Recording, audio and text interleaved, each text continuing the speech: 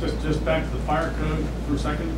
Is there a most fascinating change or most interesting, most radical? What's the sexiest change? Yeah. Bringing sexy back to the fire code. I'm not sure I'm going to tell you her name, but the most fascinating aspect of the code, well, that's really a challenge.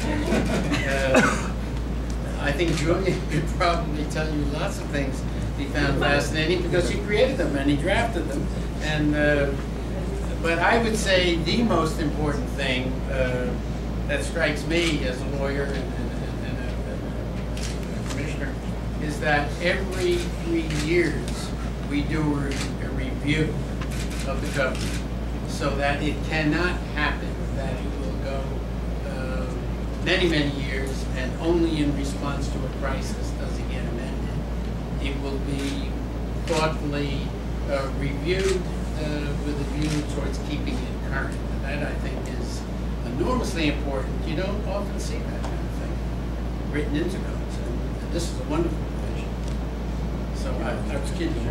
But if you have something that is most fascinating that you'd like to talk about. Just say your name for the record. Yes. Julian Basil, counsel to the fire department. I think what Commissioner Scoppetta pointed out is extremely important in terms of the ongoing review and revision of the fire code. In terms of sexy issues, I think one thing that will be very important is new requirements relating to rooftop access and obstructions. There have been increasing concerns in years with all the obstructions on roofs for firefighting operations. Our firefighters need to be able to get onto roofs and to be able to move around roofs in order to fight fires, and the new code will require that new installations and new buildings provide access over the parapet and a clear path from the front of the building to the back and from side to side in order to facilitate that. It also includes color coding, labeling of various installations, and certain other provisions that I think will enhance the safety of our firefighters and public general. How's color coding? What's the color coding of pipes or? Same. Yeah, color coding is for all the different conduits, low voltage wiring, high power electrical wiring, diesel fuel. There's just a whole range of installations up on roof now. I would say it depends on your definition of sex. Yeah. I would just add that, this fire code also, in the era of big development in the city of New York, code requires for an administrator to develop a fire safety plan, and someone at site that's going to administer that safety plan and make sure it carries out. The rooftop access is extremely important in our community in an era where we are looking at so many antennas on the roof and so forth, making sure that we have access to the rooftop and so forth. Sexy, he is. He knows it all.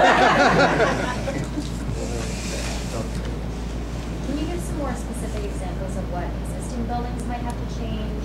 Stairwells, elevators? I think some of the things you're referring to are in the buildings code, the size of stairwells, regulation of elevators. This is concerned about safety and conditions that might exist that would lead to unsafe conditions. You've heard some highlights, and I think you probably come to the same conclusion. All of those things in one way or another, directly or indirectly, talk about safety. And fire safety managers on site, enormously important, requiring evacuation plans, requiring pre-fire plans, requiring now, not leaving it to someone's discretion, enormously important. But ultimately, I think we're talking about safety. The Commissioner and some fire personnel are available if there are more questions about the fire code. We've got to do the state upstairs. Thanks a lot. Thank you.